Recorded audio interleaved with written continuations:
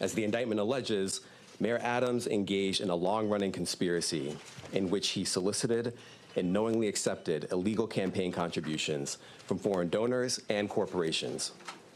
As we allege, Mayor Adams took these contributions even though he knew they were illegal, and even though he knew these contributions were attempts by a Turkish government official and Turkish businessmen to buy influence with him.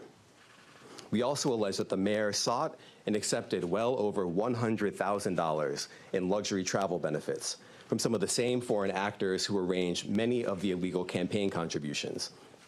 These benefits included free international business class flights and opulent hotel rooms in foreign cities. The mayor had a duty to disclose these gifts on his annual public disclosure forms so that the public could see who was giving him what.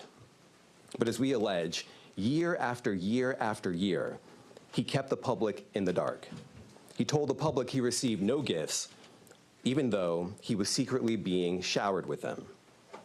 We allege that Adams accepted these benefits knowing that they were given to him because of his position.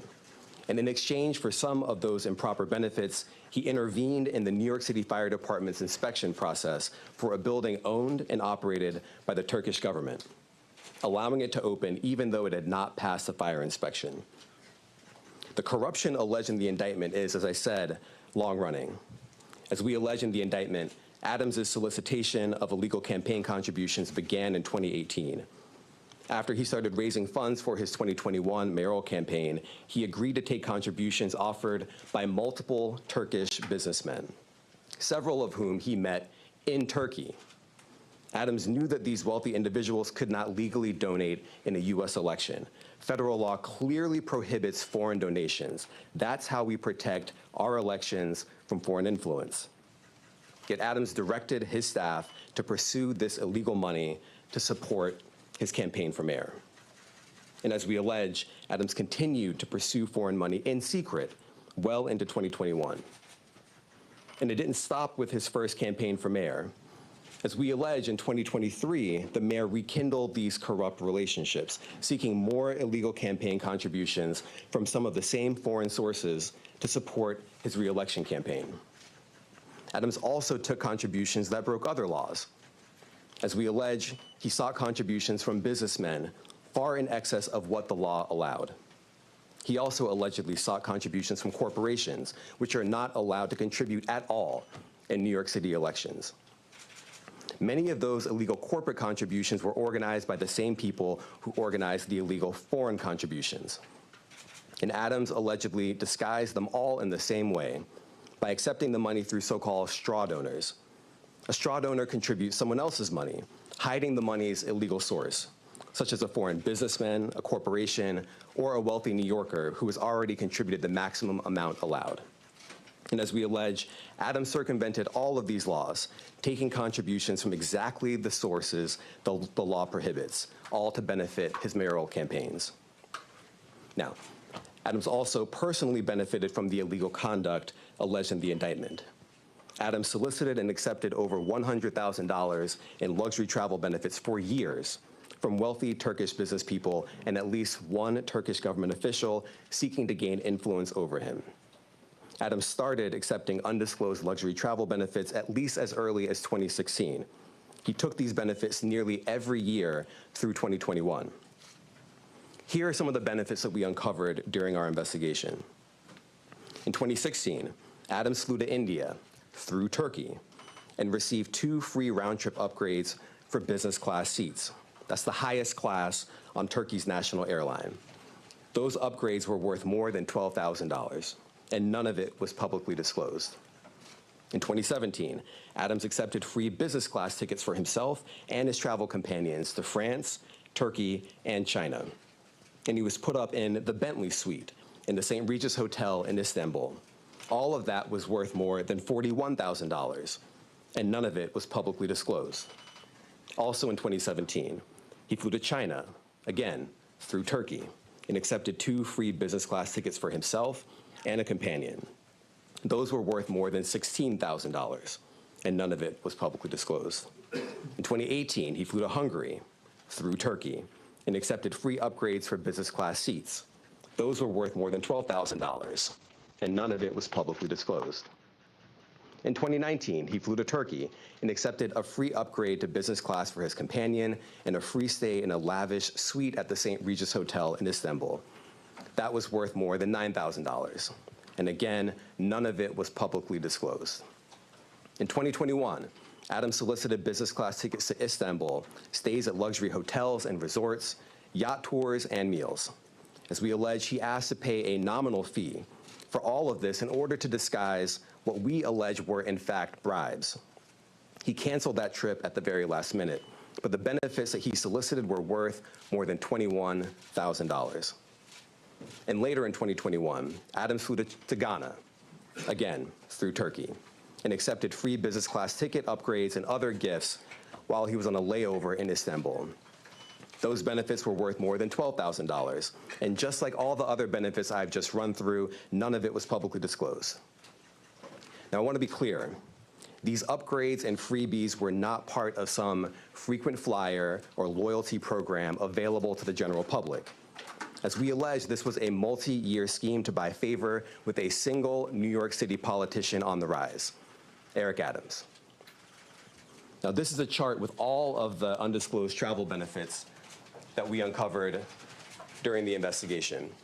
We just list it all out here.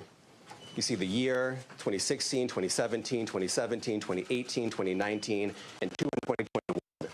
The destination, India all the way to Ghana. The benefits, the free upgrades or free tickets altogether, the hotel stays, and the value. And if you just sum up all the dollar amounts here, you get to more than $100,000. And of course, as I said before, every single trip that we list here was undisclosed.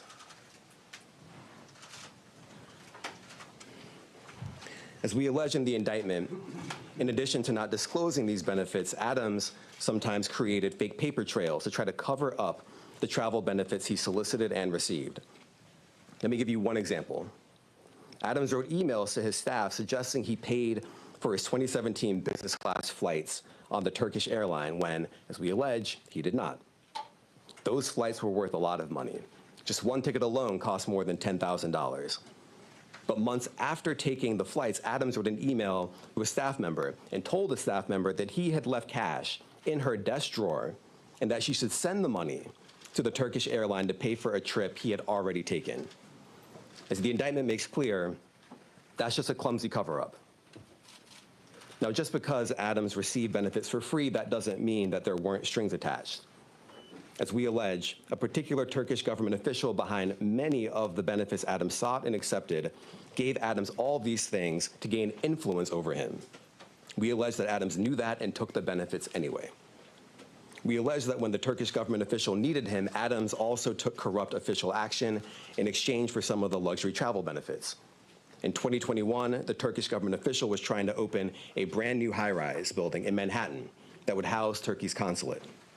There was significant time pressure because the Turkish official desperately needed the building to be open in time for a visit from Turkey's president. This building was important to the Turkish official, and it was important to Turkey. But the FDNY's fire safety professionals wouldn't let the building open because the building hadn't passed an inspection. And not just that. Some of the people at the FDNY thought the building had so many issues and defects that the building was not safe to occupy. So the Turkish official sent word to Adams that it was, quote, his turn, unquote, to support Turkey. And as we allege, Adams delivered and pressured the fire department to let the building open. The FDNY professionals were convinced that they would lose their jobs if they didn't back down. And so they did. They got out of the way and let the building open. The Turkish official got what he wanted, and as we explained in the indictment, just 4 days after Adams held up his end of the bargain, he went right back to soliciting more travel benefits from the Turkish airline. Now, I want to make 3 things crystal clear. First, the conduct alleged in the indictment, the foreign money, the corporate money, the bribery, the years of concealment, is a grave breach of the public's trust. Public office is a privilege. We allege that Mayor Adams abused that privilege and broke the law. Laws that are designed to ensure that officials like him serve the people, not the highest bidder, not a foreign bidder, and certainly not a foreign power. These are bright red lines, and we allege that the mayor crossed them again and again for years. That is the only reason we are here today. Second, this investigation continues. We continue to dig, and we will hold more people accountable. And I encourage anyone with information to come forward and to do so before it is too late. And third, the Southern District of New York remains committed to rooting out corruption without fear or favor and without regard to partisan politics. We are not focused on the right or the left. We are focused only on right and wrong. That is our duty, and we will fulfill it. Now, today's charges are the product of a tremendous partnership. I want to thank our partners at FBI and the New York City Department of Investigation who have been with us every step of the way. And finally, I want to commend the outstanding career prosecutors from SDNY who are handling this case. Celia Cohen, Andrew Rohrbach, Hagen Scotton, and Derek Wickstrom, and the chiefs of the Public Corruption Unit, Laura Pomerantz and Robert Sobelman. It's now my pleasure to turn the podium over to FBI Assistant Director in Charge, James Dennehy.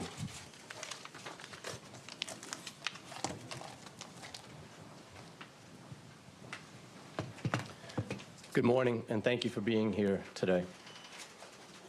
The indictment of a sitting mayor is not just another headline. It is a stinging reminder that no one is above the law or beyond reproach, and it serves as a sobering moment for all of us who place our trust in elected officials. Today's indictment sends a powerful message to every elected official in this country. Public service is a profound responsibility and should be a noble calling. When that's perverted by greed and dishonesty, it robs us of our trust. It's a pact between leaders and their communities, built on the pillars of trust, accountability, and transparency. When that pact is broken, the consequences ripple far beyond one office or one election cycle. We know not all leaders are corrupt. We know there are countless public servants who wake up every day with the intention of doing right by their constituents.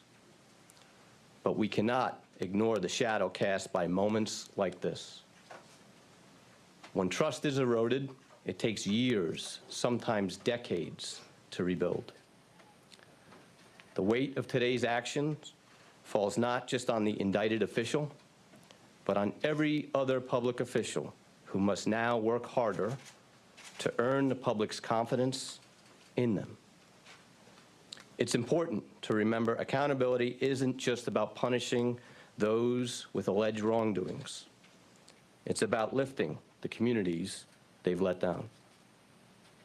It's about rebuilding, restoring, and reimagining what public servants can and should do.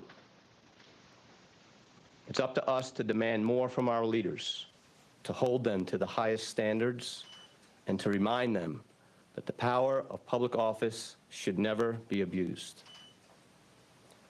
While some may be disappointed today, let me encourage you not to be defeated.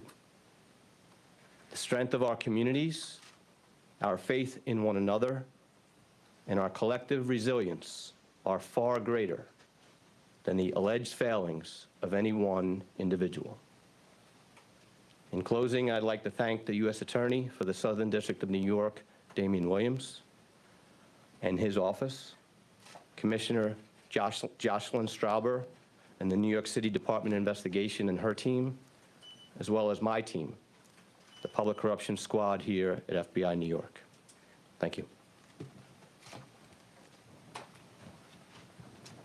I'd like to welcome up Commissioner Jocelyn Strauber from the New York City Department of Investigation.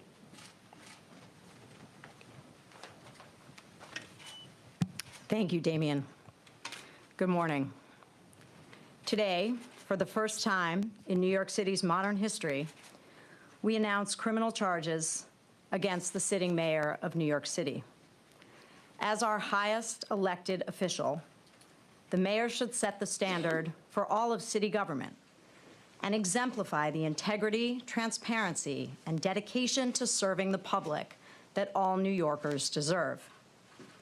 Instead, the indictment unsealed today alleges that Mayor Adams abused his power and position for nearly a decade as Brooklyn Borough President and as mayor to enrich himself and his mayoral campaigns. As charged, he sought and received illegal campaign contributions, luxury travel, and other personal benefits from foreign nationals, as well as individuals and businesses. He allegedly took steps to conceal those illegal contributions and personal benefits and involved city employees and campaign staff in that concealment. As the indictment explains, this kind of corruption has real costs to the city and to the public. As alleged, the mayor's 2021 campaign falsely certified compliance with campaign finance laws in order to conceal those illegal campaign contributions, and as a result of those false certifications, received over $10 million in public matching funds. The mayor's alleged acceptance and concealment of illegal contributions and personal benefits gave overseas benefactors, wealthy individuals, and businesses undue influence over the mayor, influence that federal and local laws seek to prevent.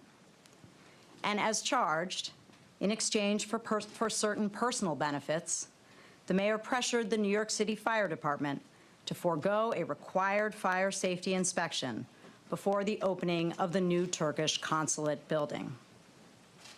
As the city's Inspector General, the Department of Investigation, a city agency, conducts its investigations confidentially and wholly independent of City Hall. We handled this investigation as we would any other, following the facts and seeking to hold wrongdoers accountable no matter their role or title. Our unique access to city records and expertise in matters of city government make us a critical partner in the fight to root out corruption, working closely with our law enforcement colleagues at the FBI and the U.S. Attorney's Office. If you have information about this case or about illegal conduct by any New York City official or employee, I encourage you to contact DOI by email at tipline@doi.nyc.gov or by phone at 212-825-2828. I want to thank the U.S. Attorney's Office for the Southern District of New York and the FBI for their partnership on this investigation. And I want to recognize and thank the dedicated, hardworking DOI investigators who are handling this matter. Senior Inspector General Eleanor Rivkin, Inspector General Audrey Feldman, Deputy Inspectors General Arturo Sanchez and Trenton Sweeney, and their supervisors, Deputy Commissioners Christopher Ryan and Dominic Zarella. Thank you.